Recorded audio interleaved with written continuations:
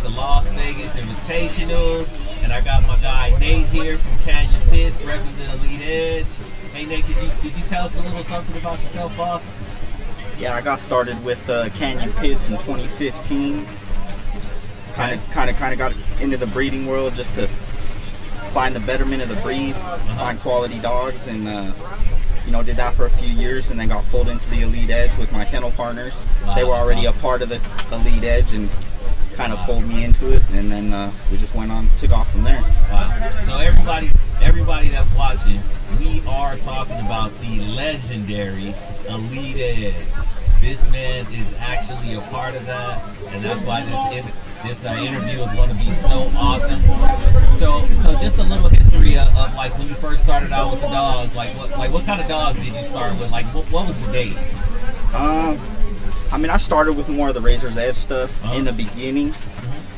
About what time? Like what was the year you think you? Well, I started in 06. Before, without Razor's Edge dogs, it was it was big dogs, weight pulling dogs, stuff like that, with dagger line kennels and stuff like that. Old school. Yeah, old school stuff. Totally different dog. Totally different. Wow. We changed it when we came into the showing side of things, and wanted to improve on a shorter, more compact dog, something that was better fitting, more pocket style. That was kind of what I was chasing. After years later, 2006, fast forward 10 years, So about that transition, could you give me just like some insight as far as the transition, not just with the dog, but the community, the people, like the younger breeders that are coming into the handlers, like what do you notice has changed, like from back then to now?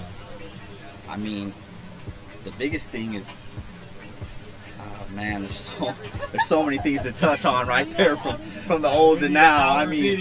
Yeah, that's gonna take a long time there, because a lot of the newer cats or kids coming into the game aren't. I was schooled by the old school, so to breed a certain way and to do things a certain way and try to better the breed. Nowadays it's really money motivated and just going after big names and doing this and putting things together and not really learning how to line breed or inbreed or crossbreed, and doing these things. They don't take the time to figure that out anymore, What's that? Yeah. Everybody's name chasing right now, and who's got the best thing, and that's the direction you want to go when that's not really the direction you want to be in.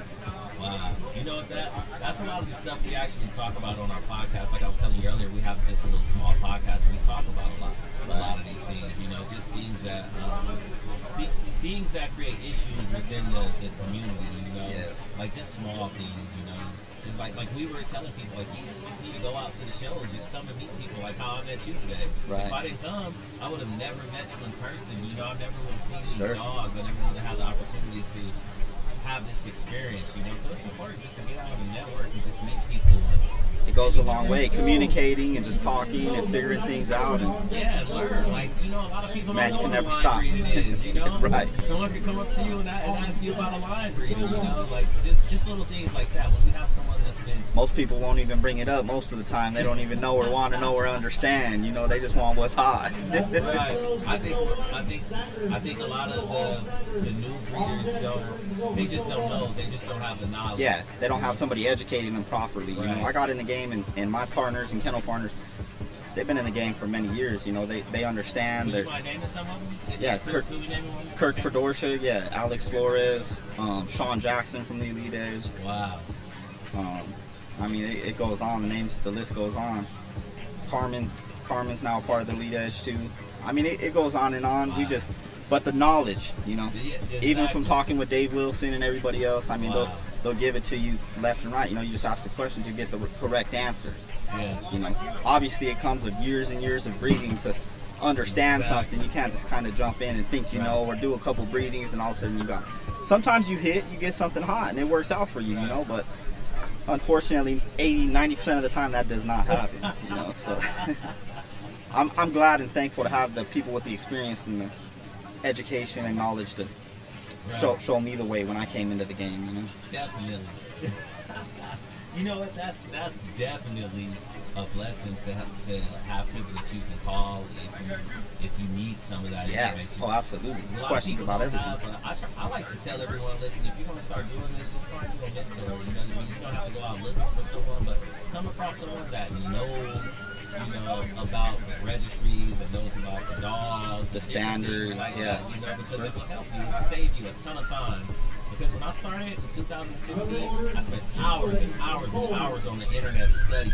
I didn't have anyone that I could call and just say, hey, man, it would have saved me. And it's night and day. It's night and day reading something online and then actually talking to somebody with the experience and has been around it and watched it grow from the beginning to the end. Yeah, I mean, it's just like anything. That's why you need to get this interview here next. She's got all the information. We have to get her on camera. We need the years of experience, especially from a handler. I don't think I've ever interviewed. Well, I did interview a handler. But, handler and a judge. A handler and a judge. She won't let me put She's her next. on camera. She's next. But hopefully she'll sit down with you next.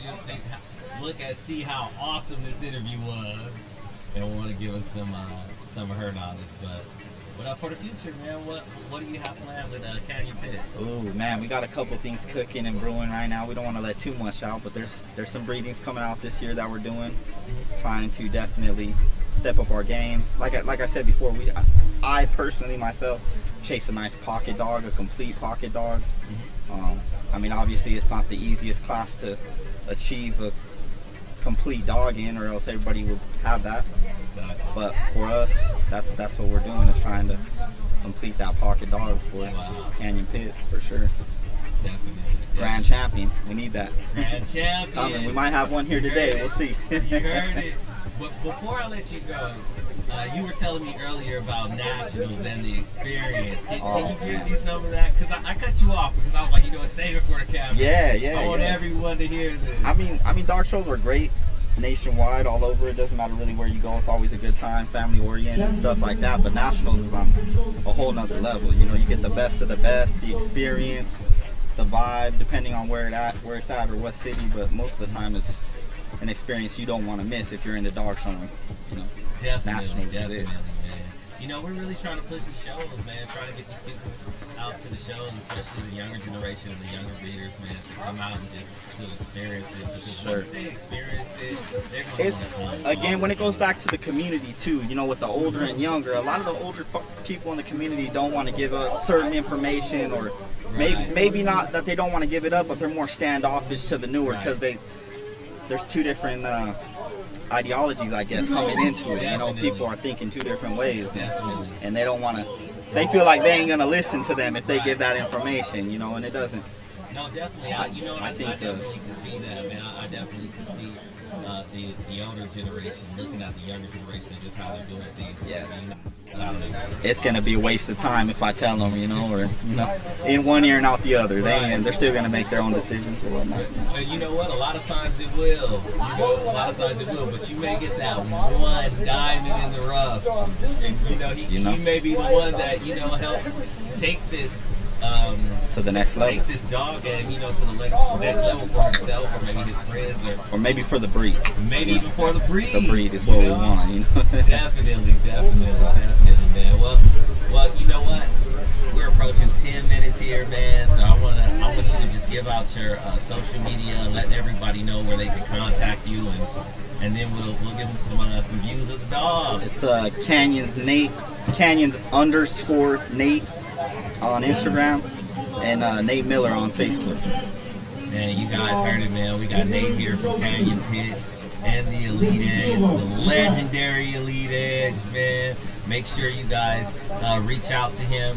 Would you mind if they had any questions or anything, if they could contact you and just ask you some questions? They can always reach out, DM me, let me know. Man, you guys heard it, man. Don't be afraid to reach out. You have some questions or anything like that, and after you see these dogs, I guarantee you're going to want to reach out. So the dogs are coming right up. Thank you again, Nate. Yep. Have a good day, bro. Yeah, you too, boss.